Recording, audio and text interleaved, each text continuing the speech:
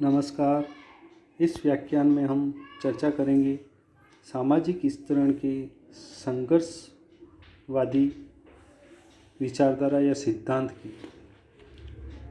Karl Marx ने अपने वर्ग संघर्ष की विचारधारा के आधार पर सामाजिक स्तरण को स्पष्ट करने का प्रयास किया है।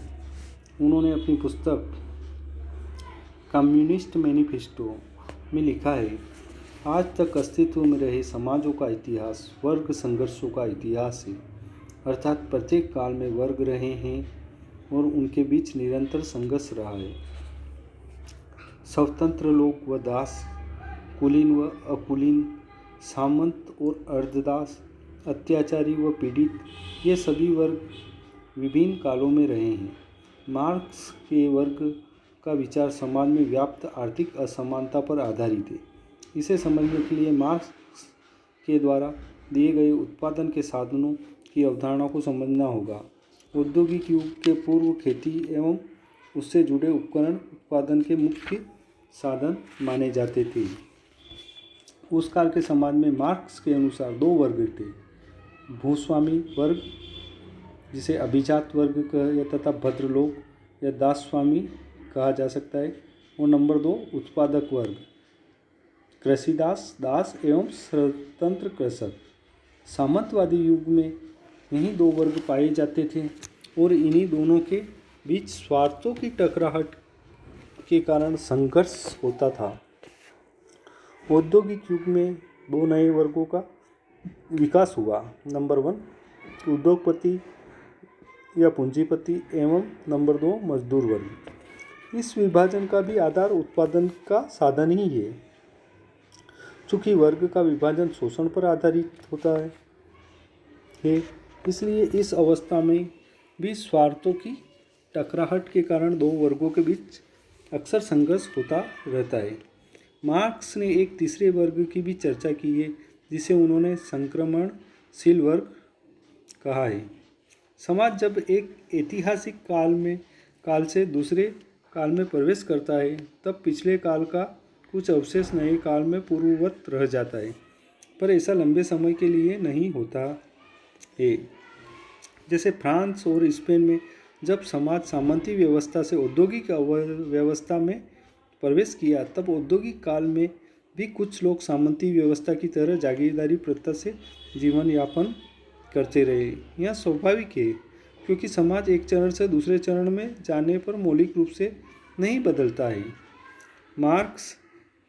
मार्क्स ने लोगों का ध्यान वर्ग विशेष के अंतर्गत पाए जाने वाले वर्ग संघर्ष की ओर भी आकृष्ट किया है। एक ही वर्ग के अंतर्गत दो विरोधी किस्म के स्वार्थ समूह पाए जाते हैं। उदाहरण स्वरूप उच्च वर्ग के अंतर्गत वित्तीय पूंजीपति तथा बैंकर्स एवं औद्योगिक उत्पादक के बीच संघर्ष पाए जाते हैं। ठीक उसी प्रकार छोटे और बड़े उद्योग धंधों के लोगों के बीच स्वार्थों की टकराहट होती है। मजदूर वर्ग के अंतर्गत भी स्थायी मजदूर एवं दैनिक मजदूरों या बेरोजगार लोगों के बीच संघर्ष देखने को मिलता है। वर्ग संघर्ष के इस विचार का विरोध करते हुए डारेंडोर्फ ने कहा है कि वर्ग संघर्ष कभी भी पूरे समाज के स्तर पर नहीं होता है, बल्कि समाज के अंतर्गत पाए जाने वाले छोटे छोटे समूह के बीच होता है। दूसरे शब्दों में, तनाव और संघर्ष पूरे समाज की संरचना पर नहीं होती है, बल्कि संरचना के भीतर पाए जाने वाले कुछ समूह के स्तर पर होता है। मार्क्स ने केवल आर्थिक कारक को ही सामाजिक स्तरण का आधार माना है, जबकि समाज में धर्म, जाति, शिक्षा, व्यवसाय, प्रजाति, पेशा एवं व्यक्तिगत गुणों के आधार पर भी स्तरण पाया जाता है, जैसा कि मैक्स वेबर एवं अन्य समाजशास्त्रियों ने भी दलील दी है। मार्क्स की विचारधारा काफ़ी संकुचित है, क्योंकि मात्र वर्ग संघर्ष के आधार पर ही सामाजिक स्तरण को नहीं समझा जा सकता है।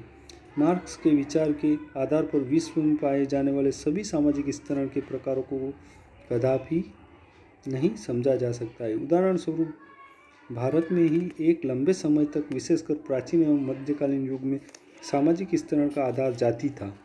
वर्तमान भारत में भी बहुत कुछ इसका रूप देखने को मिलता है। उनकी भी यह दलील सही नहीं है कि प्रत्येक वैसा समाज जो वर्ग व्यवस्था पर आधारित है, अपनी असमानताओं के कारण संघर्ष की दहलीज पर खड़ा है।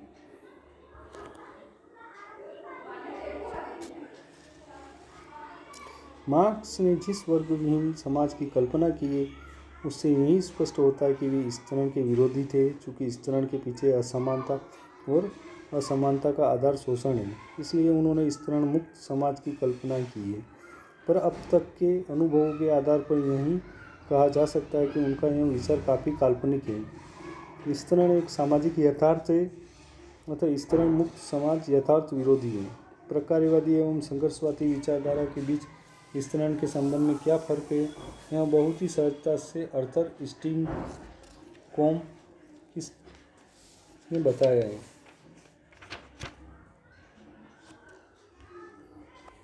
तो विद्यार्थियों, इस प्रकार हमने सामाजिक स्तरण की संघर्षवादी विचारधारा जो कि मार्क्स द्वारा बताई गई है, मार्क्स ने जो स्तरण का सिद्धांत दिया है उस पर हमने चर्चा की है।